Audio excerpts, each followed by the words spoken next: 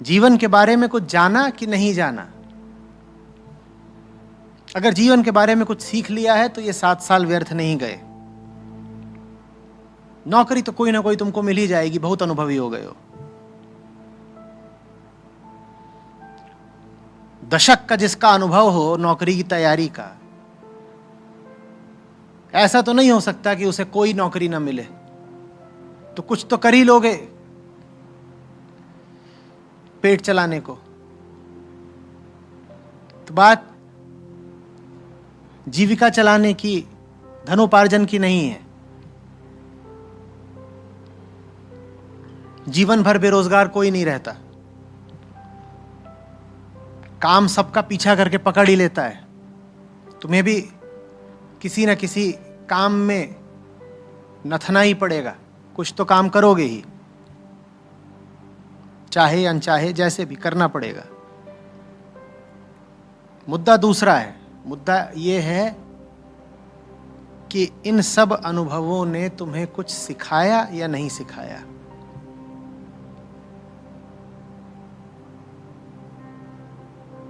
सीख लिया है अगर, तो परीक्षा में पहले ही प्रयास में सफलता से ज्यादा बड़ी सफलता मिल गई तुमको।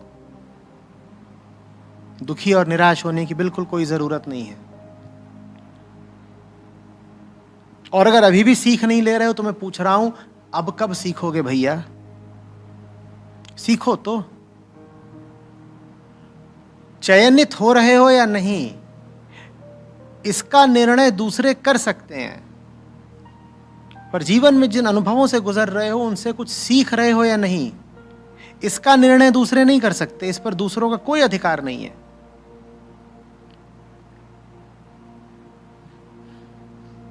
यही सीख लो कि जिस क्षेत्र में दिल नहीं है उसमें बहुत कोशिश करने पर भी नतीजा आधा अधूरा ही आता है।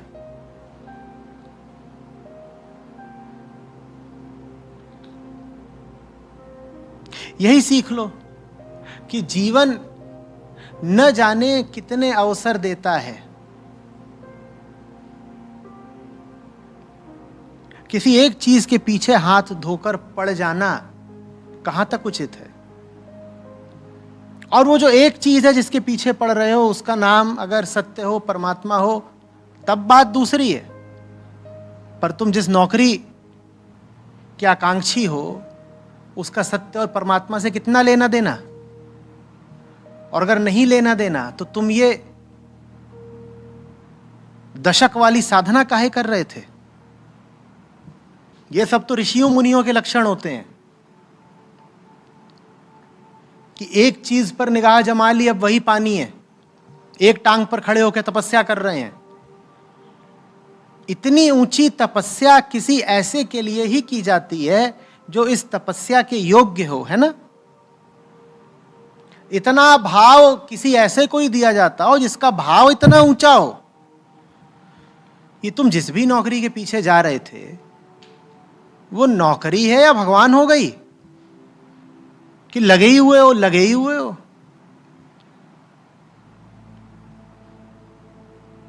चयन पत्र मिलता तो उसमें क्या लिखा रहता? जय सच्चिदानंद।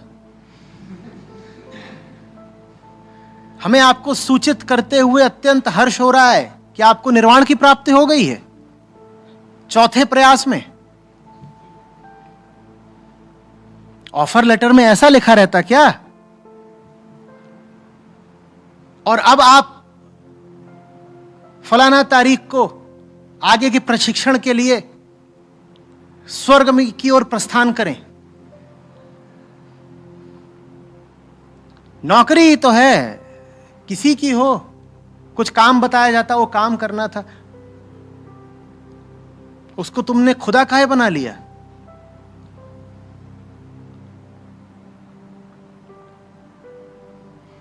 इससे मुझे याद आया, शायद जीवन में खुदा है नहीं, तो इसीलिए हर छोटी छोटी चीज इतनी महत्वपूर्ण लगने लगती है कि पहले तो उसके पीछे 10 साल लगाओ, फिर ना मिले तो कहो आचार्य जी मैं तो आत्महत्या करने जा रहा था। तुम्हारी जिंदगी इतनी सस्ती है।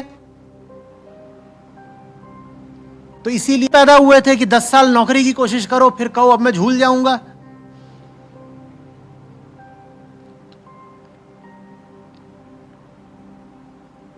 और अगर मान लो पहले दूसरे प्रयास में सफलता मिल गई होती और वहां जी न लगा होता और पाते कि 1-2 साल करके त्यागपत्र दे दिया, तो अब तक तो तुम्हें नौकरी छोड़े भी 5 साल हो चुके होते।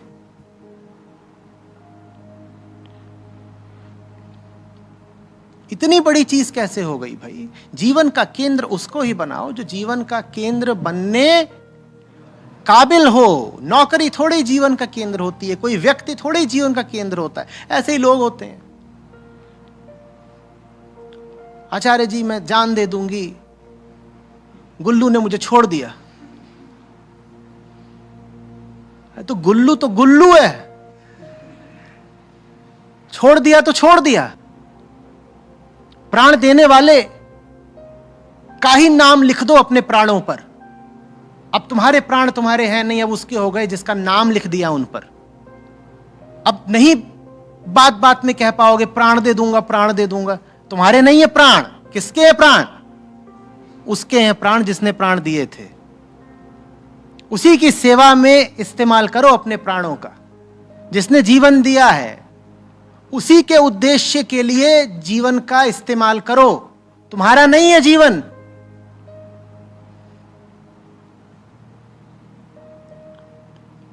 वही है बस एक बीमारी, जिंदगी गलत केंद्र से जी जा रही है। दिल में जिसको बैठाना था उसकी जगह और बहुत कुछ बैठा लिया। अब सरकारी नौकरी का लालच बैठा हुआ है दिल में। क्यों? सब जानते हैं क्यों। गाड़ी मिल जाएगी, सरकारी बंगला मिल जाएगा, कोई निकाल नहीं सकता, कोई निकाल नहीं सकता, बड़ा आनंद रहता है।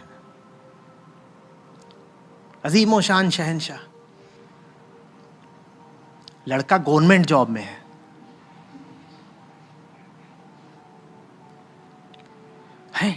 गवर्नमेंट जॉब करता है।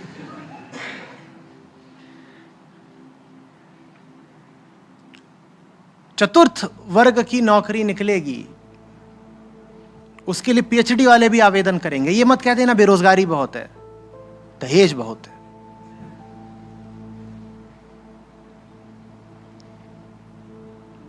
बेरोजगारी की बात नहीं है, बढ़ती हुई अर्थव्यवस्था है। कोई काम करना चाहे उसको बहुत अवसर है।